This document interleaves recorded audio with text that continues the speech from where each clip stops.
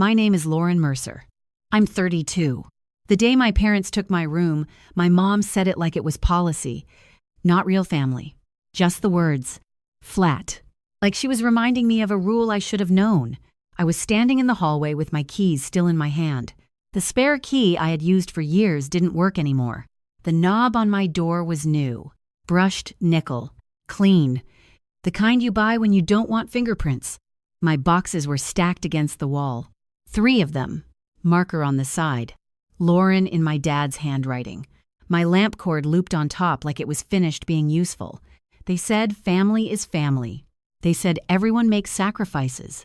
What they meant was that I only counted when they needed something from me. I had been living there again after my divorce. Temporary, they said. I paid part of the utilities. I bought groceries. I did pickup for my half-sister. I handled the mail because I work admin and I notice things. I thought that was what family did when someone fell. I didn't cry. I set my keys on the hall table and looked at the door. The lock clicked when my mom tested it from the other side. She didn't open it. She didn't have to. Holly was in my old bed. I could tell by the pink comforter corner poking out. She needed space for college plans, my mom said. She needed privacy. Real family needs privacy. My dad hovered behind my mom. He kept rubbing his thumb over the edge of his phone. When I asked where I was supposed to sleep, he said, "We'll figure something out. Later." Later meant not tonight. I carried the boxes to my car. The tapes squealed when I lifted them.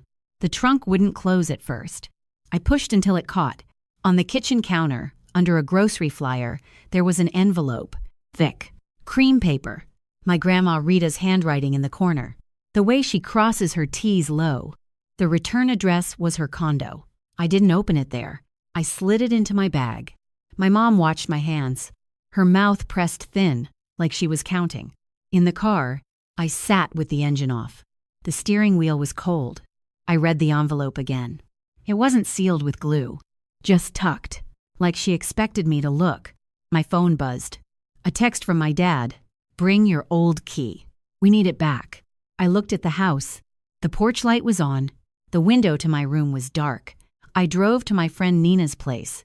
I slept on her couch with my shoes by the door. In the morning, I showered fast and went to work.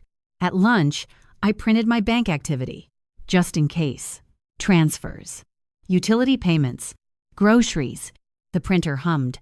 The pages came out warm. That night, I opened the envelope. Inside was a note and another packet sealed with a law firm sticker. My grandma's note was short. "Lauren, if this comes to you, don't leave it in that house. Call me when you can. Love, Rita." I sat on the edge of the couch and stared at the sticker. My hands shook a little. I pressed them into my thighs until they stopped. "At home?" my mom called. She didn't ask where I was staying. She asked if I could still help with the electric this month. "Things are tight," she said. "You know how it is." I said, "I'll check." She said, "Good." And then, about the room, it's not personal. It's just how families work. I thought about the boxes, the new lock, the way she said not real family without lowering her voice.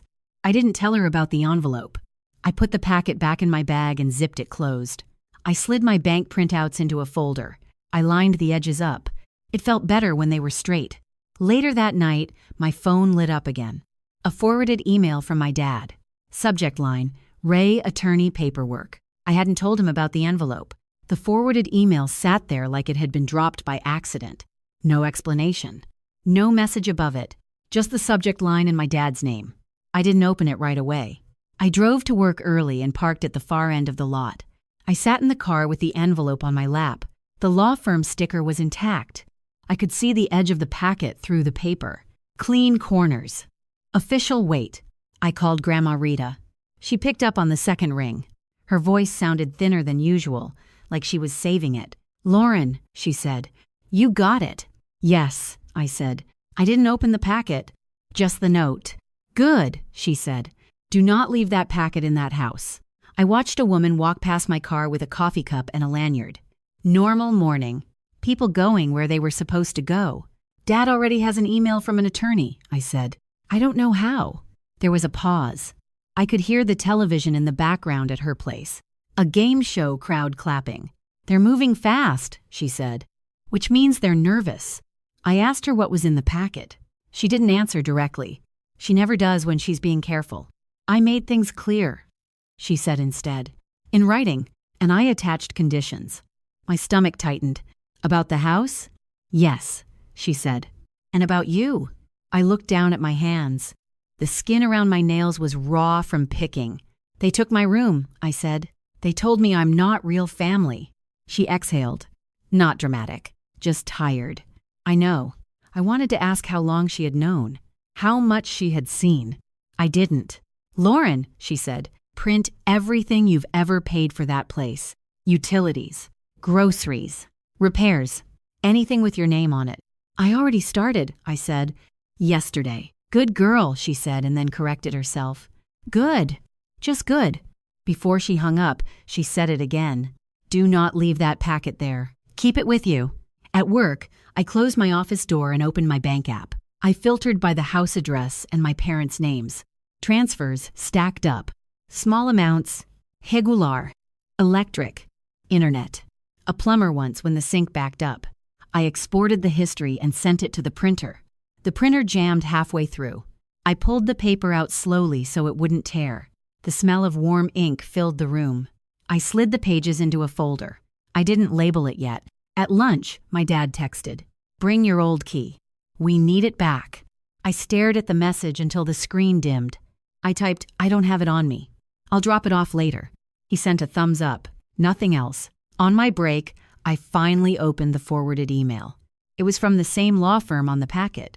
Short, professional, requesting confirmation of receipt of estate documents. Copied to my mom, copied to my dad, dated that morning. They had gotten something. Not everything, but enough to make them move. When I got back to Nina's place that night, there were 2 missed calls from my mom. I let them sit. I laid the packet and my folder side by side on the coffee table. Cream paper and cheap printer paper. Official and ordinary. My mom finally left a voicemail. "We need to talk," she said. "This is getting complicated. You're making it harder than it needs to be." I replayed it once. Her tone was calm, reasonable, like she was offering me a favor. I didn't call her back. I slid the packet into my tote and zipped it. I put the folder in my trunk under the spare tire. I took a picture of where I placed it. Before bed, I checked my email again. There was a new message. Subject line, utility account update. I opened it and felt my chest drop. The email was from the utility company. It thanked me for updating the account information and confirmed a change request was in progress. My name was right there at the top, like I had asked for it. I had not asked for it. I sat up on Nina's couch so fast the throw blanket slid to the floor. My tote was on the rug by my feet. The law firm packet was inside it like a brick. I clicked into the details. The message was vague on purpose. No full address. No clear explanation. Just a reference number and a line that said if I did not authorize the change, I should call immediately. My fingers hovered over the screen. I called the number and put it on speaker, then changed my mind and took it off speaker. Nina was in her kitchen, rattling a spoon against a mug, trying not to listen. I didn't want her to hear my voice shake. After 2 menus and a long hold, a woman came on the line.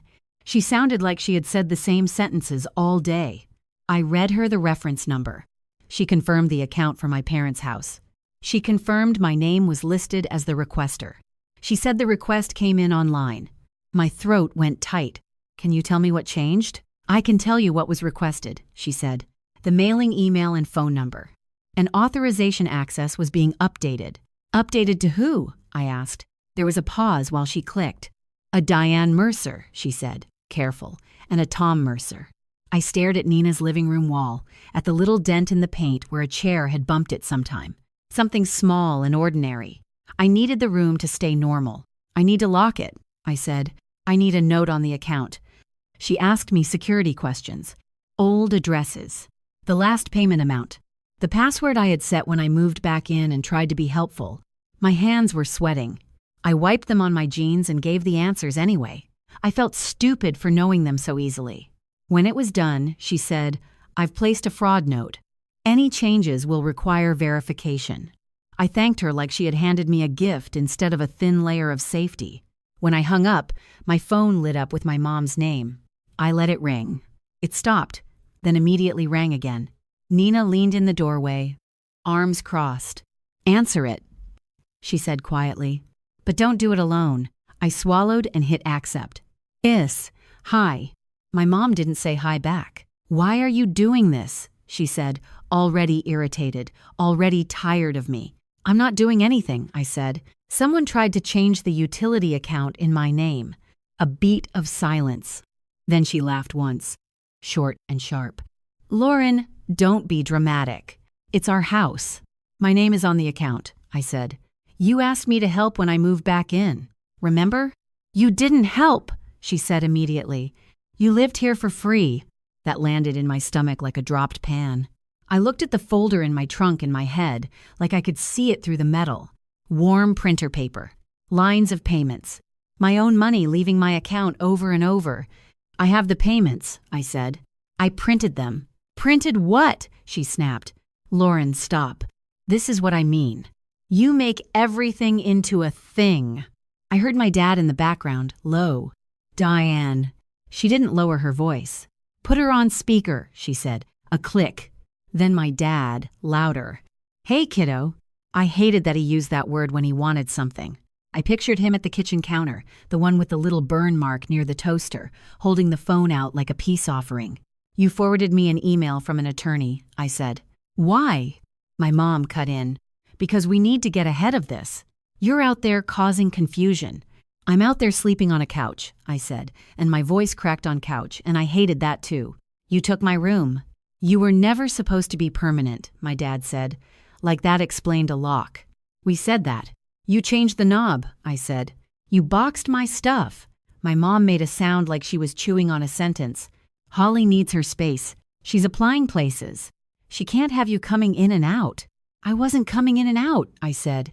"I lived there." "You stayed there," she corrected. "There's a difference." My hand started shaking again. I set my phone flat on Nina's coffee table and stared at it, like distance would make my words steadier.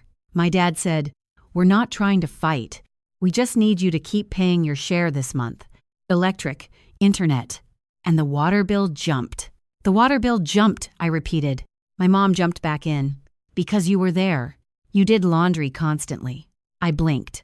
I actually blinked hard like I could reset my brain. Nina mouthed. "No, I'm not there now," I said. "So it should go down." "It doesn't work like that," my mom said. "Bills don't just go down because you're sulking somewhere." My dad cleared his throat. "Lauren, just bring the old key and we'll talk like adults." "You changed the locks," I said. "What key do you need back?" Another silence. Longer. Awkward. The kind where you can hear a refrigerator hum on someone else's line. My mom said, too quickly, "For the shed." "The shed key. You know what I mean." I didn't. "Not really." But I didn't chase it.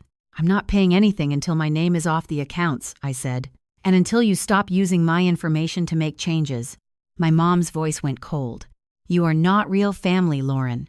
You don't get to make demands in this house." There it was again. The policy. The line. I didn't answer right away. I could feel my pulse in my throat. My dad said softly, "Diane, please." My mom didn't back up. "If you want to be treated like family, act like it." I reached for my laptop on the side table. I flipped it open. The screen lit my hands blue. I said, "I'll send you my payment history. Since you think I lived there for free." "Don't you dare," my mom said. My inbox refreshed on its own.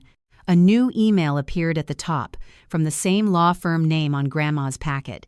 And this time, it had both my parents' names and mine in the same line. The new email sat at the top of my inbox like a hand on my shoulder. Same law firm. Same plain font. No extra warmth. It said there would be an update soon, and that all interested parties should be available for communication. It listed my name and then my parents' names beneath it, like we were a neat little unit. My mom was still on the phone, waiting for me to say something she could twist. Nina watched me from the other end of the couch. Her eyebrows lifted once, a silent question. I didn't read the email out loud. I didn't give my mom the satisfaction of knowing it scared me. "I'm done talking tonight," I said. My mom's voice sharpened. "Of course you are. That's your move." "You run." "I'm going to work tomorrow," I said. "That's my move." I ended the call before she could land another word. My hands were shaking, but it was smaller now. More anger than fear. I closed the laptop and sat there for a second, listening to Nina's ceiling fan click on a loose setting. "You're not crazy," Nina said. "I know," I said, but my voice didn't sound like I knew. The next day, Grandma Rita's neighbor called me. Her name was Marlene. I'd met her once in the condo hallway, both of us balancing grocery bags while Grandma complained we were doing it wrong. "Lauren," she said, breathy like she'd been walking fast, "your grandmother had a fall. She's okay. She's awake. But she wants you." My stomach flipped. "Where is she?" "Riverside," she said. "They took her in to check her out." I left work with my badge still clipped to my pocket. I didn't even take it off in the car. The plastic edge kept tapping my steering wheel when I turned. At the hospital, the lobby smelled like sanitizer and coffee that had sat too long. The floor was so shiny it reflected the fluorescent lights in long, flat streaks. My parents were there already. Of course they were. My mom stood near the elevators with her purse tucked tight under her arm. Her hair looked freshly blown out, too perfect for a hospital waiting area. My dad sat in a vinyl chair, knees apart, staring at his hands. When my mom saw me, she smiled like we were on camera. "Lauren," she said, loud enough for a woman at the check-in desk to glance over. "There she is." I walked up and kept my face neutral. I could feel my pulse in my ears. My mom leaned in like she was going to hug me. She didn't. She just angled her body to block the elevator buttons, like she owned them. "We need to be unified," she said softly. "For your grandmother." My dad looked up, eyes tired. "Hey, kiddo." I hated that word again, but I nodded anyway. "How is she?" My mom said. "Fragile," she said, like she was describing a vase. "Which is why I don't want any drama." I almost laughed at that. Almost. We went up together. Grandma Rita was smaller in the hospital bed than I was used to. Her silver hair was brushed back, and her glasses were folded on the tray table next to a plastic cup of water. A TV played with the volume low. When she saw me, her eyes tracked right to my face. Sharp. Present. "Lauren," she said. I moved to her bedside, careful not to bump the IV pole. "Hi, Grandma." She reached for my hand. Her skin was papery and warm. Her grip was still firm. My mom stepped in immediately. "Mother," she said, and kissed the air near Grandma's cheek. "We're all here. See?" Grandma didn't look at her. She looked at me. "You kept it," she said, quiet. "Yes," I said. "It's with me." My mom's head tilted. "Kept what?" Grandma's eyes finally flicked toward her. "Not your business," she said. My dad made a small sound, half cough, half warning. "Rita." Grandma didn't flinch. She lifted her chin a fraction. "Tom, don't start." My throat tightened. I wasn't used to hearing someone tell my dad no in a full sentence. A nurse came in and checked Grandma's vitals. My mom switched back to her polite voice instantly, smiling and asking questions like she was the only daughter who mattered. When the nurse left, my mom turned to me. "Holly's on her way," she said. "She's upset." "Why?" I asked. My mom's smile hardened at the edges. "Because she loves Grandma. Because this is scary. Because she's real family." Grandma's fingers squeezed mine. Not hard. Just enough to anchor me. My mom continued like she hadn't said something cruel. "We should talk about arrangements," she said, "just so everyone is prepared." Prepared. That word. I pictured my new locked door. My boxes. The utility email. Grandma cleared her throat. It sounded dry. "There will be instructions," she said. "And there will be a reading." My mom blinked. "A reading," she repeated, like she didn't like the taste. "Yes," Grandma said. "With witnesses." My dad leaned forward.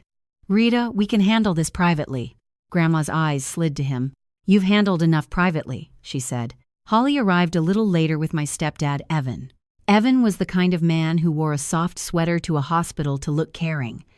He kissed my mom's temple and nodded at my dad like they were a committee. He looked at me like he was doing math. "Lauren," he said. "Hey." Holly hovered near the door, eyes puffy. She didn't come close to Grandma right away. She looked at me instead, then looked away fast, like she'd been caught. My mom introduced me to Marlene when she popped her head in to check on Grandma. "This is Lauren," my mom said, bright and airy. "Tom's daughter from before." From before. Like I was a discontinued version. Marlene's face changed, quick and sympathetic. "Hi, honey," she said to me, gentler than she needed to. I swallowed and kept my posture steady. I didn't correct my mom. Not here. Not now. Grandma turned her head toward me and spoke without moving her lips much. "After," she whispered. "Not now." "After." I nodded once. When visiting hours ended, my mom followed me into the hallway, heels clicking on the tile. "I don't know what you think you're doing," she said under her breath, "but you are not going to turn my mother into a weapon." I looked at the elevator numbers glowing above the doors. "I didn't," I said. "You did that all by yourself." My dad stepped between us like a reflex. "Lauren," he said, tired, "just cooperate, please." I pulled my tote strap higher on my shoulder. I could feel the law firm packet inside it, flat and solid. In the parking lot, I sat in my car and called the law firm number from the email. A receptionist transferred me. A man answered, calm and clipped. "This is Mr. Hallstrom. My name is Lauren Mercer," I said. "I have the packet. I got an email today." He paused just long enough to confirm something on his end. "Yes," he said. "I'm glad you called. There will be a meeting after the funeral reception." My grip tightened on the steering wheel. He added, "And I will be there in person." The funeral reception was in a plain room off the chapel, the kind with beige walls and folding tables that wobble if you lean too hard. Someone had put out ham sandwiches on a tray and a big aluminum pan of baked ziti that steamed when the foil was pulled back. The air smelled like coffee and lilies and whatever cleaner they use on carpet that's been shampooed too late. I stood near the back with my tote held close, strapped tight in my hand. My fingers kept tracing the zipper pull like I was counting beads. My mom moved through the room like she was hosting a fundraiser. She touched shoulders. She smiled. She kept saying, "We're just so grateful everyone came." Evan stayed at her side, a half step behind, watching who watched her. Holly had taken a seat at a table near the front with two cousins I barely knew. She dabbed at her eyes with a napkin, but every time she lowered it, her gaze flicked toward me, then away. My dad was by the coffee station, stirring sugar into a cup that was already half full. He didn't drink it. He just stirred. The attorney arrived without ceremony. No big greeting. No long face. Mr. Hallstrom walked in with a slim briefcase, and a neutral expression like this was one more appointment on a busy day. He nodded to the funeral director, then scanned the room until his eyes landed on me. I didn't wave. I just held his gaze and gave a small nod. He walked over and spoke quietly. "Lauren Mercer." "Yes," I said. He looked at my tote. "Do you have the packet?" "I do," I said. My mom appeared like she had been waiting for the moment the air shifted. She smiled at him. "Hi, Diane Mercer. Thank you for coming. I'm sure we can find a private space." "Mr." Hallstrom's eyes moved to her, then back to me, then over the room again. He said evenly, "Miss." Mercer requested that I attend when family was present. My mom's smile stayed on, but it stiffened. "We are family," she said. "That's why private makes sense." "Mr." Hallstrom didn't argue with her. He turned slightly and raised his voice just enough to cut through the room without shouting. "Excuse me," he said. "If I could have everyone's attention for a few minutes." Conversation slowed. Chairs scraped. A cousin looked up from a phone. Someone in the corner stopped chewing. My mom stepped forward, palms out like she was smoothing a wrinkle. "We don't need to do this right now," she said, loud enough to be heard, soft enough to sound reasonable. "People are grieving." "Mr." Hallstrom held up one hand, not at her, just in general. "This will be brief," he said. He gestured to a table near the front. I walked there and set my tote down. The zipper sounded too loud in the quiet. I pulled out the sealed packet and placed it on the table. The law firm sticker was still intact. My mom's eyes locked onto it like it was food. Evan leaned closer to her ear and whispered something. I couldn't hear the words, but I saw the way my mom's jaw tightened when he finished. "Mr." Hallstrom took out a letter opener from his briefcase, plain metal, and slid it under the sticker. He broke the seal with one clean motion. No drama, just paper doing what paper does. He lifted the top pages and looked at the first paragraph. The room had settled into that tense stillness where people pretend they're not listening while listening hard. "My client," he began, "Rita Mercer, executed her last will and testament. My mom's hand fluttered toward her chest. "I'm her daughter," she said, like that should stop the sentence. "Mr." Hallstrom didn't pause. He kept reading. He named my grandmother. He named her condo. He named personal property. He named small bequests. I watched my dad's face. He looked like he was trying to predict which way a door would swing. Then Mr.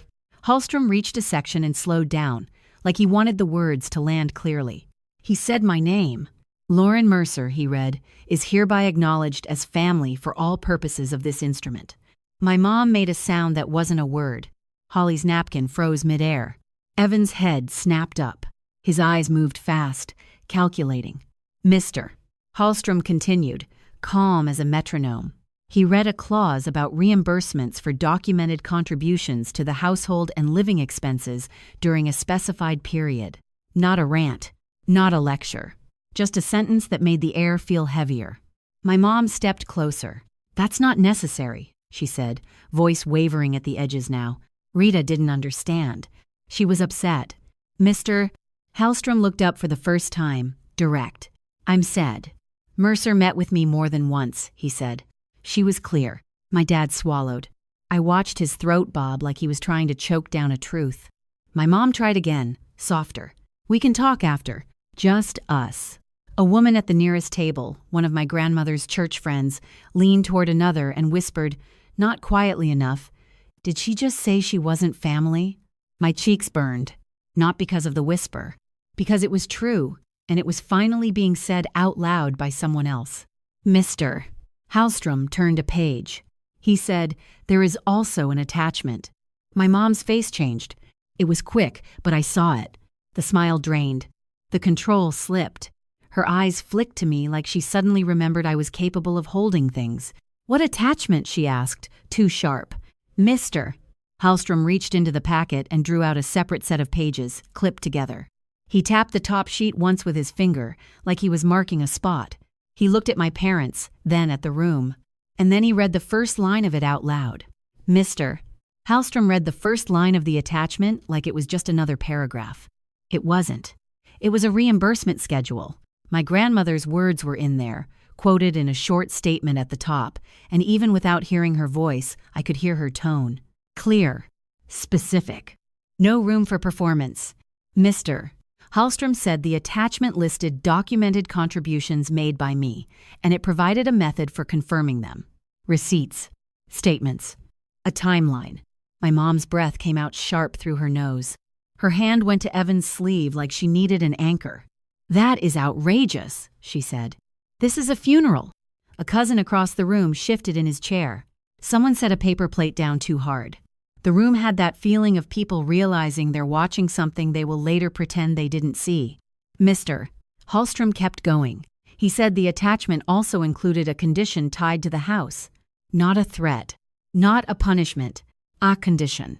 It required that any attempt to remove me from the household record, utilities, or mailed communications during that period would be treated as misconduct under the estate's terms. My dad blinked fast. His face went pale under the fluorescent lights. My mom's eyes cut toward him, then back to Mr. Hallstrom. "We didn't remove her," she said. She left. A woman near the coffee table spoke up. "Didn't you tell her she wasn't family?" My mom turned, smile flickering like a light bulb dying. "I never said that," she snapped. The lie was quick. Instinctive. I didn't correct her. I didn't need to. Too many people had heard it now. Too many people were watching the way she moved her mouth. "Mr." Hallstrom looked down again.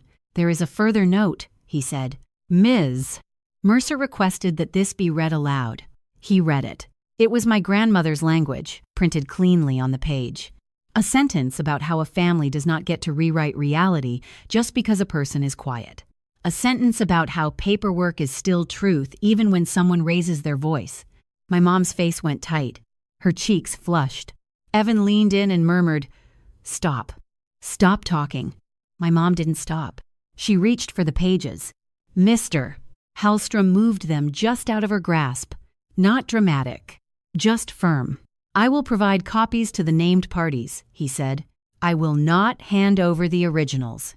My dad's hands opened and closed at his sides like he didn't know what to do with them. Holly stared at the table, then at me, then at the floor again. She looked like she wanted to disappear into the carpet. My mom turned on me. Her voice dropped into something sweet enough to be poison. "Lauren," she said, "you don't want to do this. You don't want to embarrass your father." My dad flinched at the word embarrass, like it had landed on him, not her. I heard Nina's voice in my head, answer the question asked, not the one they want. "I didn't write it," I said. "Grandma did." My mom's eyes narrowed. "You got to her." A few heads lifted at that. Mr. Hallstrom's tone stayed flat. "That is not accurate," he said. "Ms. Mercer sought counsel on her own." My mom forced a laugh that didn't match her face. "Sure. Of course." Then she pivoted, right there in front of everyone, like she was adjusting a story. "She's been unstable since her divorce," she said, gesturing at me with an open palm like I was a display. "We took her in. We supported her. And now she's doing this." The room didn't respond the way she wanted. People looked uncomfortable. People looked away. People looked at my dad. My dad stared at the table like the wood grain had answers. The funeral director stepped closer, a silent boundary. "Mr. Hallstrom closed the packet and slid the attachment back in. "We are finished here," he said. "I will follow up with each party." My mom's hand shot out again, not for the papers this time, for my wrist. Her fingers closed around me in a grip that felt both familiar and new, like she was trying to remember how control used to work. "You're coming with us," she said low. "Now." I pulled my arm back, not fast, not a tug of war, just a clean step away. "No," I said. Evan's smile flickered on, the public one. "Lauren," he said, like he was calming a child. "Let's just talk." My dad finally spoke, voice raw. "Please, just for 5 minutes. We need you to sign something." "It's nothing." That word nothing made my stomach drop. "What?" I asked. My mom said, "A release. Just to simplify things. You won't even read it. It's standard." I stared at her. At the careful hair. At the mascara that hadn't run. At the way she said you won't even read it like that was normal. I pictured my new lock. My boxes. The utility email. I said, "Email it to me." My mom's eyes went hard. "No," she said. "Sign it now." "Mr." Hallstrom's voice cut in. "No one should be signing anything today." My mom spun toward him. "This is our family." He didn't raise his voice. "Not in my conference room," he said. "And not under these conditions." My mom stared at him, then at the room, realizing she had lost the crowd. Her shoulders lifted once, tense, like she was about to snap. Instead, she leaned close to me and hissed, "If you do this, you will regret it." I didn't answer. I picked up my tote. I walked out of the reception room with my head high enough to breathe. In my car, my hands shook so hard I had to try the key twice. My phone buzzed before I even started the engine. A credit alert notification. Someone had tried to open an account in my name. Someone had tried to open an account in my name. The alert was one of those blunt texts that pretends it is casual. "New inquiry detected. Tap to review." I tapped with a shaking thumb and watched the details load. A retail card. Not a bank loan. Something quick. Something meant to be used fast. I sat in the funeral home parking lot with my tote on the passenger seat and the air conditioner blowing too cold on my hands. I called the credit bureau number on the alert and listened to the menu options like they were a test I could fail. When I finally got a person, I said, "I need a fraud alert placed now, and I need to freeze everything." She asked me questions I should not have to answer. Old street names. A phone number from years ago. The last 4 of my social. I answered anyway because it was my life, and someone else was trying to wear it. When she confirmed the freeze, my shoulders dropped an inch without my permission. I opened my banking app next. My checking account showed the usual rhythm of my month, and then the parts that had been my parents' rhythm too. Auto payment to the internet provider. Auto payment to the electric. A small transfer, labeled house. I had set them up when I moved back in. I told myself it was cleaner, easier, adult. I didn't want to be the daughter who needed reminders. I canceled them one by one. Each cancellation had a little confirmation screen that felt like a door clicking shut. The kind of click my bedroom door had made when my mom tested the lock from the other side. I changed the passwords on everything.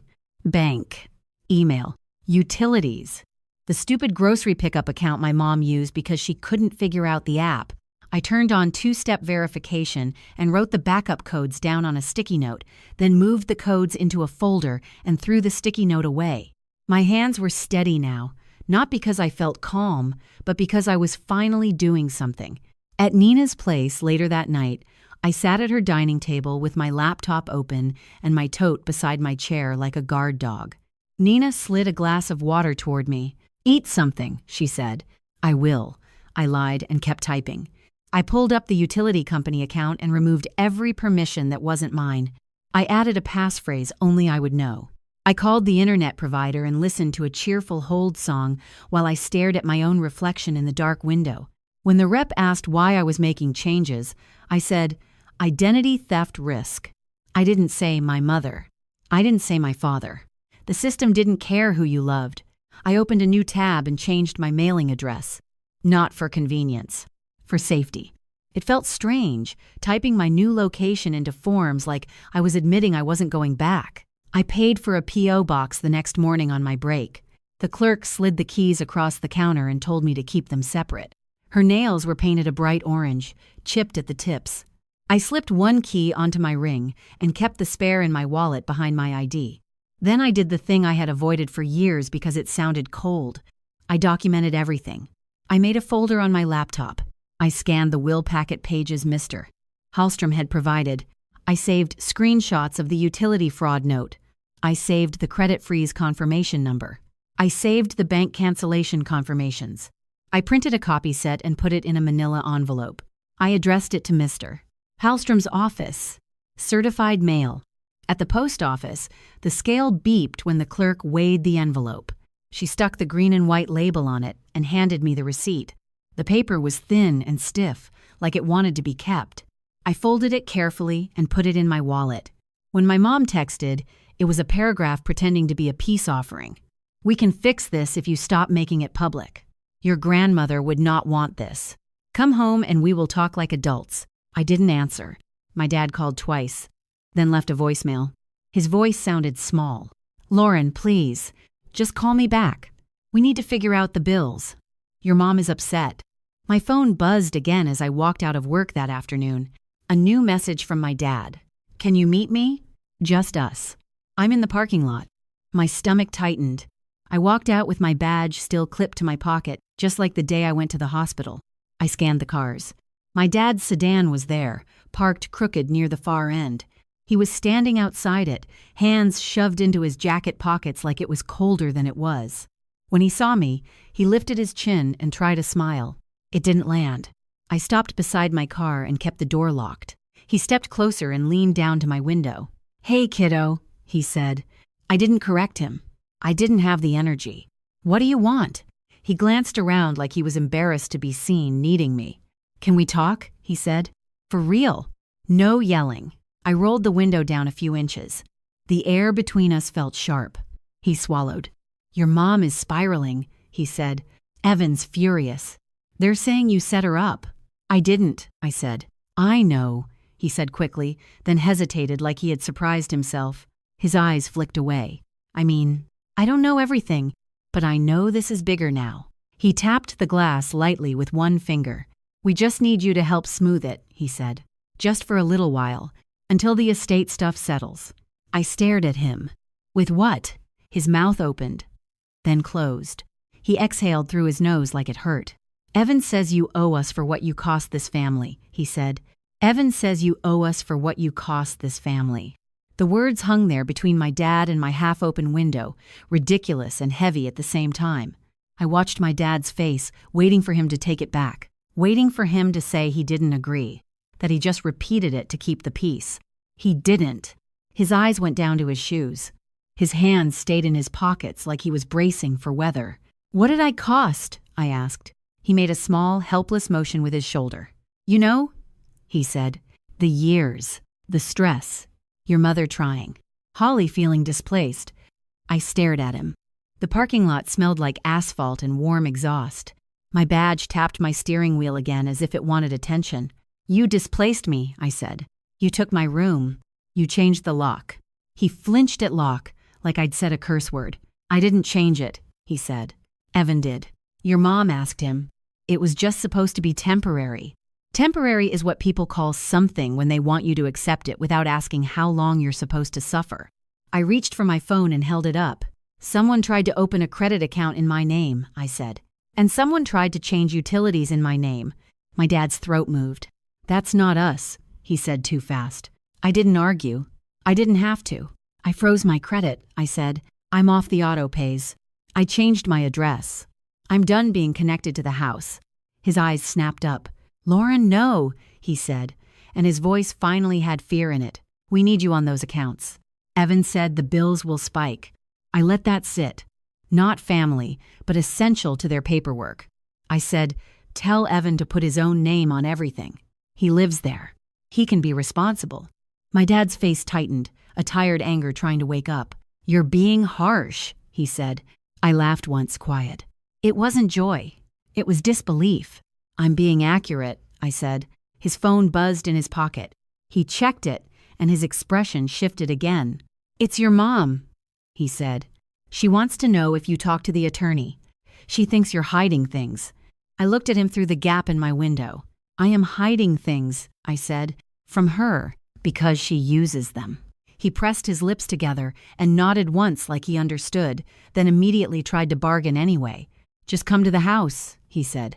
Just for a minute. We can talk without Evan. No, I said. His shoulders sagged, and for a second, he looked like a man who had made too many small choices and couldn't find his way back. I rolled my window up. Not fast, just final. I drove away before he stepped back. That evening, Mr. Hallstrom called me. His number came up as unknown, but his voice was unmistakable. Calm, clipped. No drama. Lauren Mercer, he said.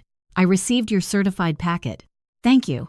I sat at Nina's kitchen table with my laptop open and my water glass sweating onto a paper towel. Nina was slicing an apple with slow, precise movements, like she was trying to keep the world steady. What happens now? I asked. The estate will enforce the conditions, he said. I have issued written notices. If your parents attempt to continue changes under your identity, that will be documented as misconduct. I stared at the manila folder on the table. My bank printouts were inside, the edges aligned the way I like them. And the reimbursements, I asked. There is a process, he said.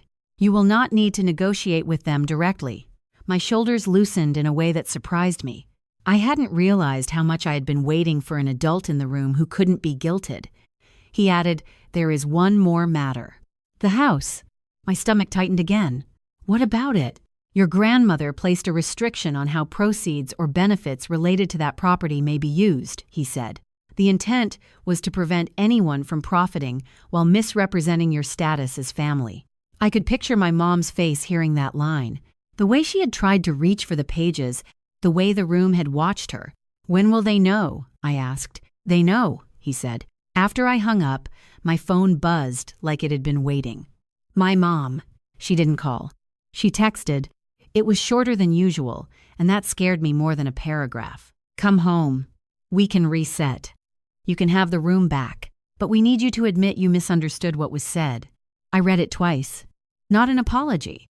Not a correction. A trade. Your bed for your silence. Nina watched my face and didn't ask. She just set a plate in front of me with apple slices and a peanut butter cup like I was a kid she was trying to keep alive. I picked up my phone and typed one message. I am not coming back. Do not contact me about bills, accounts, or the house. Any communication goes through Mr. Hallstrom. I stared at the screen for a second, then hit send. The typing bubble appeared almost immediately. My mom tried, then my dad, then Evan's number, which I didn't have saved, but I recognized the area code and the timing like a smell. I didn't read any of it. I went into my settings and blocked the thread. The silence afterward was so clean it felt like stepping into a room with new paint. I closed my laptop. I put the will packet and my printouts into the manila folder, slid it into Nina's drawer for safekeeping, and wrote the date range on the tab in pen. Then I took my new P.O. box key and set it on top of my own car keys. 2 keys, 2 lives. And for the first time in weeks, I could tell which one was mine.